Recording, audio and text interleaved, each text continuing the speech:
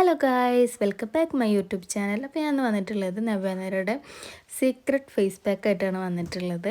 അതിലവർ ഒരു ഫേഷ്യലിൻ്റെ ഒരു വീഡിയോ ആണ് ചെയ്തിട്ടുള്ളത്. അതിലുള്ള എല്ലാ സംഭവങ്ങളും ഞാൻ കാണിക്കണില്ല. ഈ ഫേസ് പാക്കിൻ്റെ മാത്രം ഒരു വീഡിയോ ചെയ്യാമെന്ന് വിചാരിച്ച്.